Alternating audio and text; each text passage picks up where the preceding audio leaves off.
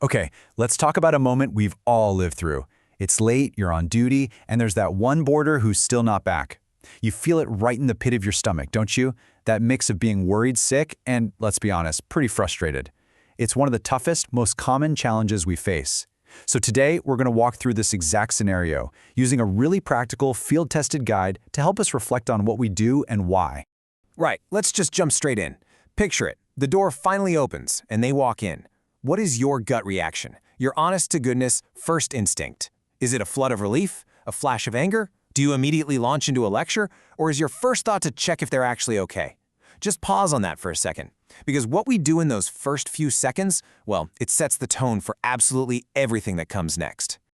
So, to navigate this moment, we don't just have to rely on that gut instinct. We've got a professional framework to lean on. And I love how this is phrased.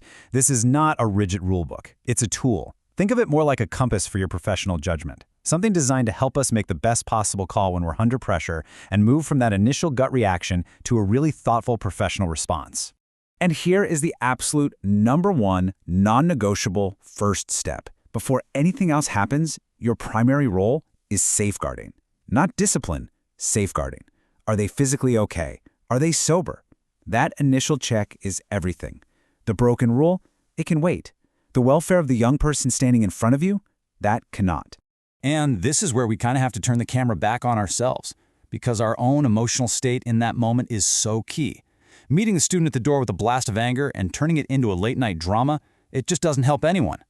By staying calm, by being serious but measured, we're actually modeling the very maturity and respect we expect them to show. We're showing them how a grown-up handles a difficult situation. And that professionalism shows up in the words we choose. It's pretty stark when you see it laid out like this, isn't it? On one side, you have all the heat of the moment reactions that just throw fuel on the fire. But over on the left, you've got these carefully chosen phrases that de-escalate. They absolutely acknowledge the seriousness of the situation, but they refuse to create a late-night soap opera. And that phrase, "we will talk tomorrow," man, is that powerful. It draws a line and saves the real conversation for when everyone has a clear head. And here it is, basically the perfect script you can have ready in your back pocket. Let's just break it down real quick. I'm glad you're back safely. That leads with care. It shows the human connection first. You're late, and that is a breach of trust. That states the fact, clearly and without emotion. And then we will talk tomorrow. That respectfully parks the disciplinary side of things. One sentence, and it does 3 incredibly important jobs all at once.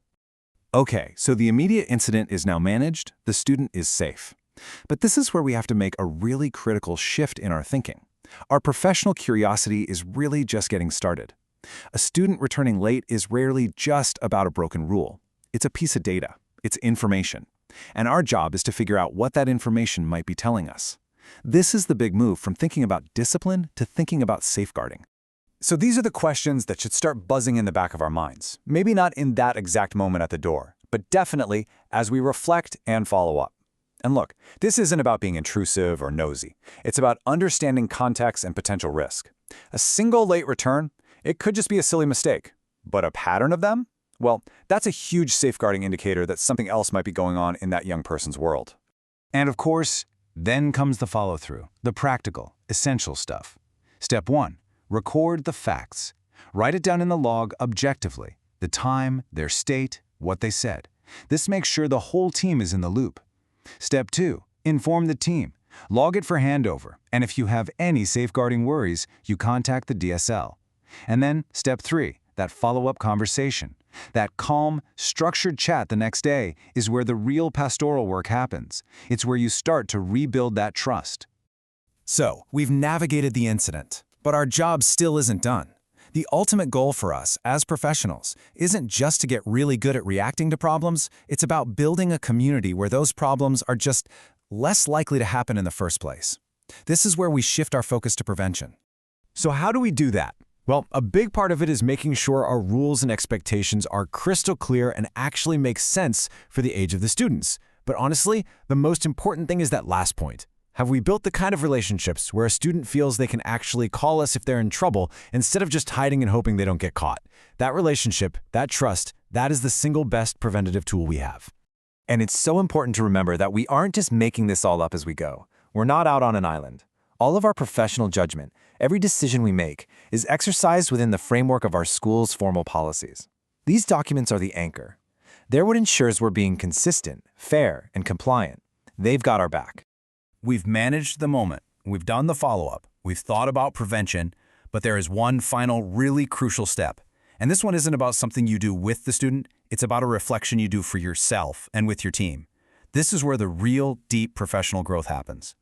So, we want to leave you with this big, reflective question. No, this isn't about just throwing out all the rules. Not at all. It's about asking ourselves with real professional honesty if our systems are truly serving the kids in our care.